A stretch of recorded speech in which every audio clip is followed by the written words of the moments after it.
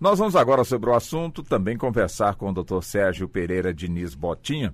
Dr. Sérgio, ele é advogado especializado na área do direito internacional. Dr. Sérgio, boa tarde, muito obrigado ao senhor pela atenção. Boa tarde, Walter. Eu que agradeço estar aqui com vocês. Muito obrigado ao senhor. Bom, o nosso assunto hoje, doutor Sérgio, é justamente o extravio de bagagem. Quando isso acontece, o que prevalece quando a pessoa ingressa na justiça em busca de indenização? Prevalece a Convenção de Varsóvia, eu até gostaria que o senhor contextualizasse para nós o que vem a ser a Convenção de Varsóvia, ou prevalece o Código de Defesa do Consumidor, caso, claro, quem teve a bagagem extraviada seja um nacional brasileiro e também em solo brasileiro, doutor Sérgio? Walter, é uma controvérsia. Até acredito que a razão, talvez, da entrevista é a pauta do Supremo. Na verdade, o RE 636331 está na pauta para essa semana, quarta-feira. O senhor tem toda a razão. Está na pauta mesmo para esta quarta-feira. Exato. E aí talvez tenhamos o deslinde do que é essa controvérsia, porque realmente existe aí a antinomia, um problema entre a Convenção de Varsóvia e o CDC, o Código de Defesa do Consumidor. Então, vamos por partes. Existe essa convenção internacional, que é a Convenção de Varsóvia, desde 1929, né, com algumas emendas. Teve uma emenda em Haia em 1955, com algumas alterações, mas, enfim, essa convenção internacional, ela regula a questão da bagagem em voos internacionais. Então, pela convenção, o que você tem é duas situações. A situação onde há um dolo ou uma culpa grave por parte da transportadora, caso em que, se comprovado esse dolo, essa culpa grave, não há limitação da indenização. E a outra situação, que é a situação de culpa normal, aquela figura já da culpa estrito sensu e a culpa grave. A culpa normal, então, existe a limitação tarifada da indenização. Tá? Então, essa é a previsão da convenção. Se houver dolo, não existe limitação. Se houver culpa normal, existe uma limitação, uma tarifação por quilo da bagagem. Se não me engano, a última vez que eu cheguei, isso era em torno de $25 ou $22, se eu não me engano, por quilo de bagagem extraviada. Então, há uma limitação. Geralmente o que ocorre é essa culpa normal, muito difícil comprovar o dolo ou a culpa grave. Então, o problema do consumidor tem sido essa limitação de $22 por quilo. Né? Então, alguns consumidores entraram na justiça, ou têm entrado na justiça, para questionar essa limitação, dizer da sua inconstitucionalidade, né, em razão do CDC ter um princípio da reparabilidade efetiva, né? Quer dizer, o consumidor tem que ser reparado efetivamente, de forma real, naquele prejuízo que teve por usar serviços de consumo. E existe esse debate. Então, o que nós temos hoje, o panorama atual, é o STJ reconhecendo que o CDC se aplica e não a Convenção de Varsóvia, portanto, não haveria limitação, e sim deveria-se analisar o valor do prejuízo efetivo, uma predominância do CDC, portanto, porque é um princípio constitucional, a defesa do consumidor e tudo mais. Tá? E você tem essa discussão sendo levada agora ao Supremo. O processo está parado desde o ano passado. Essa discussão, realmente, se a Convenção de Varsóvia prevalece sobre o Código de Defesa do Consumidor ou vice-versa. E já tivemos 3 votos, do ministro Gilmar Mendes, do ministro Luiz Barroso e do ministro Teori Zavascki. Está 3-0 a favor da aplicação da Convenção de Varsóvia. Quer dizer, no sentido contrário ao que já foi, ao que tem sido a posição da STJ. Tá? E a ministra Rosa Weber vai apresentar seu voto vista nesta quarta-feira, se tudo correr como agendado. Então, essa é a situação. Vamos aguardar aí a sessão para deslindar essa controvérsia. A posição do ministro Gilmar Mendes é de que na própria Constituição se prevê, pelo artigo 178, que se deve observar as disciplinas estabelecidas nos tratados internacionais. Então, é uma regra específica que, portanto, e além disso, pelo fato de estar previsto na Constituição a obediência aos tratados internacionais sobre o tema de aviação e transporte. Então, está bem explicitado na Constituição e, por isso, a razão do voto do ministro Gilmar Mendes e dos outros 2 ministros também. Então, com esse julgamento, chegando ao resultado, pacifica essa questão, doutor Sérgio? Pacificaria. Até mesmo porque existe um outro julgado, se eu não me engano, de 2007, pois não. Também do STF, mas não do plenário, da segunda turma, em que houve a vitória desta tese, né? Na tese de que o tratado internacional tem que ser respeitado e por ser uma norma específica também, e não uma norma genérica como o CDC.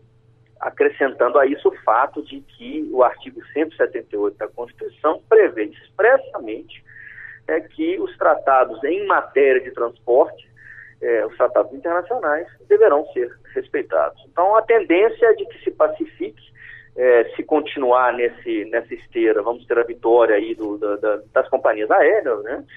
A prevalência da Convenção de Varsóvia, com a limitação, a tarifação por quilo, da indenização, e vamos ter uma pacificação nesse sentido, é o que tudo indica.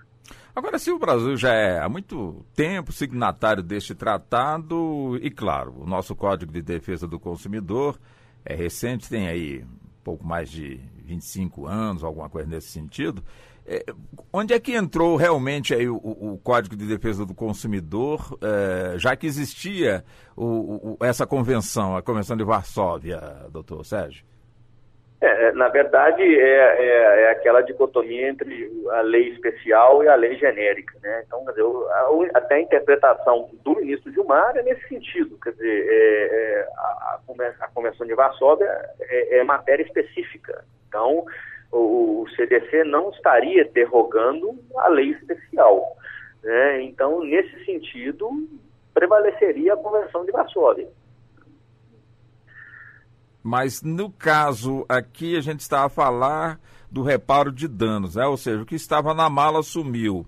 Quer dizer, e por outro lado, no caso aqui, a Convenção de Varsóvia, ela versa também sobre a solicitação na justiça por danos morais, uma vez que a pessoa passou aí pelo constrangimento de ficar sem a sua bagagem, alguma coisa nesse sentido, ou só trata de questões materiais? No caso é a Convenção de Varsóvia, doutor Sérgio. Sua pergunta é extremamente pertinente, Walter, porque de fato existe também essa discussão. Então, tudo que nós falamos até aqui foi no sentido da limitação à indenização por danos materiais. Isso. O dano moral não estaria incluído nessa discussão. Então, o próprio ministro Gilmar Mendes, em seu voto, ele expressa dessa forma, né? Fala, olha, nós estamos discutindo danos materiais. Mesmo que nós entendamos que a Convenção de Varsóvia é aplicável, porque isso está expresso na Constituição, e é lei especial, em face de lei genérica, que seria o CDC, você ainda tem também uma questão temporal, porque existe uma convenção, uma outra convenção, que é a Convenção de Montreal, que também vai na mesma linha da Convenção de Varsóvia, de tarifação, e essa convenção foi internalizada em 2006, quer dizer, posteriormente ao CDC. Então, todos os fatores aí legais estão indicando que o direito internacional vai prevalecer sobre o CDC nessa questão. Mas isso diz respeito à indenização material. O ministro Gilmar Mendes colocou bem dessa forma. Quer dizer, ainda seria lícito ao postulante questionar os danos morais sem limitação. Entendi. Agora, Walter, eu acho que é pertinente, perdão interrompê-lo, mas seria pertinente lembrar que existem coisas que o cidadão pode fazer para facilitar a recuperação de bagagem, evitar também. Sim. Quer dizer, o cidadão pode fazer um número de coisas que possa tranquilizá-lo, né? Quer dizer, identificar as malas, né, de maneira devida, fazer a declaração do valor existe um serviço que as companhias aéreas oferecem, que é o seguro, é como se fosse um seguro, você lista ali o que você tem na mala, né? Tá certo que itens valiosos não entrariam nesse serviço de seguro, então a própria companhia aérea sugere que o cidadão leve consigo, né, joias, valores e tudo mais. Você guardar comprovantes, né, do que você comprar no aeroporto ou na viagem, depois que você teve a bagagem extraviada. Isso é bastante relevante, você guardar todos os comprovantes. Uma outra coisa que geralmente se faz é tirar foto dos itens que estão nas malas, isso ajuda no processo posterior, né? E tem alguns procedimentos que o cidadão também tem que se atentar logo após que ele notar o extravio de bagagem, né? Ele tem que avisar rapidamente, de pronto, ao balcão da companhia aérea. E existe o RIB, que é o Registro de Irregularidade de Bagagem, que é um formulário que ele tem que preencher no balcão da companhia aérea. E também é recomendável se registrar que se faça uma queixa junto à ANAC no aeroporto, logo após também ao ocorrido. Quer dizer, a pessoa tem que saber separar o que que vai colocar na bagagem, porque presume-se bagagem ali, o vestuário da pessoa e outras coisas mais. Ou seja, a pessoa que colocar na bagagem barras de ouro, dólar e Exato. Alguma coisa nesse sentido, automaticamente ela tem que comunicar de forma oficial com as autoridades alfandegárias, né, doutor Sérgio? Sim, tem essa questão também, né? Quer dizer, o limite dos valores que ela pode portar sem declaração, né? Que, se não me engano, são $10.000, é o limite que a pessoa tem, né? Então, isso também entra em questão. Agora, como lhe disse, as companhias aéreas não asseguram ou não seguram os itens de valor, quer dizer, joias e valores, mesmo que você declare, mesmo que você pague, a companhia aérea não permite a contratação de seguro. Eu aconselho, não, esses itens de valor você tem que levar junto a si, na bagagem de mão. Entendi. É aquela questão, né? Como no início o senhor disse, se o desaparecimento da bagagem teve um dolo, ou seja, alguém furtou realmente aí no meio do caminho, furtou aí, no caso aí a bagagem, aí deixa de ser aquela culpa normal, seja uma culpa dolosa. Mas, como disse o senhor, também é muito difícil comprovar isso, né, doutor Sérgio? Extremamente difícil, né? Eu não me lembro de caso que tenha sido possível de comprovar uma comprovação disso, né? Então, realmente, a situação seria um dolo ou uma culpa grave, quer dizer, se você conseguir provar que a bagagem ficou desatendida no chão, do lado do avião, alguma coisa assim, mas como comprovar isso, né? Hoje em dia você tem alguns aeroportos que tem as câmeras, né? Isso é até bastante interessante, que você tenha uma câmera filmando ali o ato do funcionário, do trabalhador da companhia aérea, pegando a bagagem e levando. Então, às vezes, o cidadão consegue filmar com o seu próprio celular. Hoje em dia, todo mundo, né, tem essa prática de filmar o que está ocorrendo, né? Esse desleixo óbvio que está ocorrendo ali, de maneira a comprovar um dolo, uma culpa grave, né? Um desleixo aí bastante claro. É possível, mas realmente fica complicado. Entendi. Só para ficar mais claro ainda, doutor Sérgio, no caso a Convenção de Varsóvia só é aplicada em voos internacionais ou no solo nacional, caso aconteça um episódio desse de desvio de bagagem, e também se busca aplicar essa Convenção Internacional? Não, a Convenção de Varsóvia, ela é somente para voos internacionais. Ela tem um código de aeronáutica brasileiro que tem limites maiores. Eu não saberia dizer o limite, mas são limites maiores que o limite da Convenção de Varsóvia por quilo.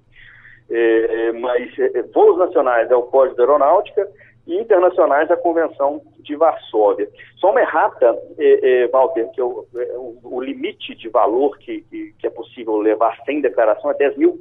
R$10.000. E não $10.000, como eu mencionei. Perfeito. Então, se extraviar uma bagagem aqui num voo nacional, vai se aplicar o Código da Aeronáutica e não também o Código do Consumidor. Pelo menos está preconizado dessa forma. Sim. situação ela é juridicamente distinta. Uhum. Perfeito. Então é aguardar o julgamento aqui na Suprema Corte sobre essa questão para, de alguma forma, então, pacificar, né, doutor Sérgio? Sim, de uma forma, assim, até a Convenção de Varsóvia, ela tem um posicionamento pior para o consumidor do que o CDC, né? Mas, por outro lado, a gente tem que sopesar o respeito ao direito internacional, né? O Brasil assumiu esse compromisso ao ser um signatário da Convenção, né? Então, isso está previsto na Constituição, é o ordenamento, né? Então, vamos aguardar, Walter, e verificar exatamente isso que você disse, é a consolidação do tema, que a pacificação do assunto é importante no meio jurídico, né? E, inclusive, na pauta, um detalhezinho que eu creio que o senhor já viu a pauta e percebeu também, é que na pauta está lá, quem está ingressando com esse recurso, coloca que se não observar, o Brasil, caso ele não venha observar a Convenção de Varsóvia, pode sofrer dificuldades internacionais. Essas dificuldades seriam o que essas dificuldades? Seria o descumprimento, portanto, deste tratado que resultaria em algum tipo de punição ao país? Seria mais ou menos isso, doutor Sérgio? Pois bem, a questão das sanções no direito internacional é tema tormentoso, porque você, em casos extremos, o descumprimento de uma norma internacional gera represálias militares, né? Não é o caso, evidentemente, mas o direito internacional prevê a guerra, né, como forma de sanção, a intervenção militar como forma de sanção. Não é o caso, evidentemente, que essa não é uma matéria desse nível, né? Mas você tem outras formas de retaliação, né? Você tem retaliações comerciais, você tem retaliações de reciprocidade, quer dizer, o outro país que se sentir prejudicado por um descumprimento de uma obrigação internacional pode agir da mesma forma com o Brasil, né? Então, realmente, a sanção é uma questão complicada, não é fácil de sancionar no direito internacional um país ao outro, né? Mas, de uma certa forma, no mundo civilizado, moderno, que nós estamos vivendo em 2016, né? Quer dizer, o Brasil quer figurar no rol dos países civilizados, né? Então, existe aí uma questão de política internacional e que nós temos que realmente tomar cuidado, porque a imagem do país não está muito boa. Você tem outras convenções que estão sendo desrespeitadas pelo Brasil, vide a convenção acerca da pirataria, a convenção acerca dos efeitos civis do sequestro internacional de menores, que é uma área até que a gente atua bastante, crianças que são retiradas de outros países, trazidas ao Brasil, e a Convenção de Haia prevê o retorno dessas crianças, e o Brasil tem uma imensa dificuldade em determinar o retorno de forma rápida e sem maiores prejuízos para o menor. Então, quer dizer, a imagem política do Brasil vai ficando desgastada com esses descumprimentos. Entendi. Doutor Sérgio, foi um prazer ter feito a entrevista com o senhor. Agradecemos muito por essa atenção com a emissora, doutor Sérgio. Mais uma vez, o agradecimento é todo meu e uma boa tarde a você e todos os ouvintes. Para o senhor também, até uma próxima, doutor Sérgio. Até mais, um grande abraço, Walter. Para o senhor também. Doutor Sérgio Pereira Diniz Botinha é advogado especializado no direito internacional, também conversando conosco sobre este assunto. Extravio de bagagem em voo internacional. A indenização terá de ser baseada na Convenção de Varsóvia ou no Código de Defesa do Consumidor.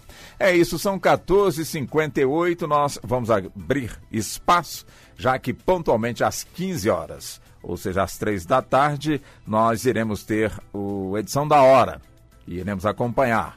Mas em seguida nós vamos voltar e avançar na segunda hora do programa. Até já. Você está ouvindo Justiça na Tarde.